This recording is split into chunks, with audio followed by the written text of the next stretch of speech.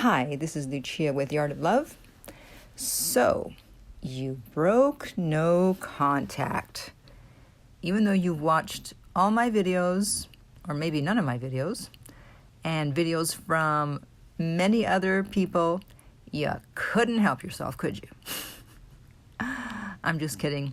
Listen, I know that doing no contact is very difficult, and you feel like a drug addict. Never mind feel like one, you actually are one.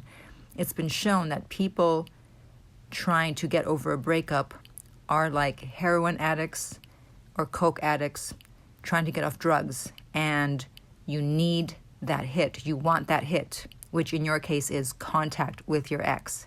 It's a struggle. And it's also counterintuitive. I was recently speaking to a coaching client of mine, and he gave the analogy of flying a plane. He's a part-time pilot, and he said that no matter what you see, you have to go with the instrumentation. So if you want to turn left, and your instruments tell you that you need to turn right in order to get to where you want to go, then you need to disregard what you see, what you feel, what you think is right, and go with the instruments and turn right. You always have to go with the instruments. And so in this case, I'm like the instruments in a plane. So no matter what you're feeling or thinking, it's usually counterintuitive. You have to do the opposite. So if you want to reach out, if you want to break no contact, you can't. The instruments are telling you to go to the right. Do not go to the left. If you want to get to where you're going, if you want your ex back, if you want to have the best chance to get your ex back, veer to the right. So now that you've broken it, what can you do? Well, there's only one thing to do. You have to get back on the horse, and that is get back on doing no contact. And try to stick to it, please. Because every time you break it, you have to start the count all over again.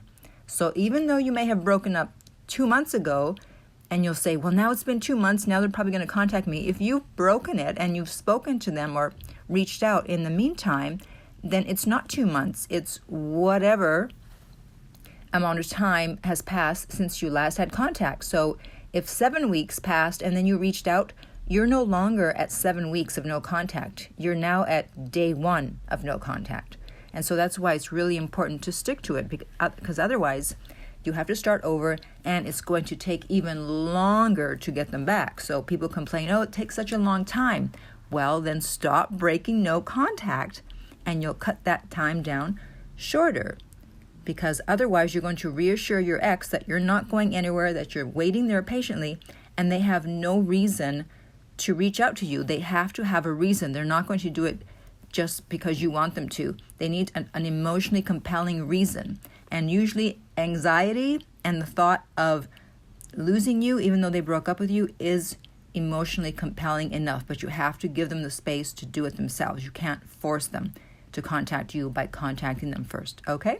So if you would like more help with this, you can reach me at my website for private coaching, and that is theartoflove.net.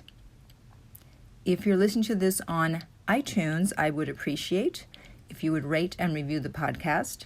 If you're listening on YouTube, thank you for subscribing.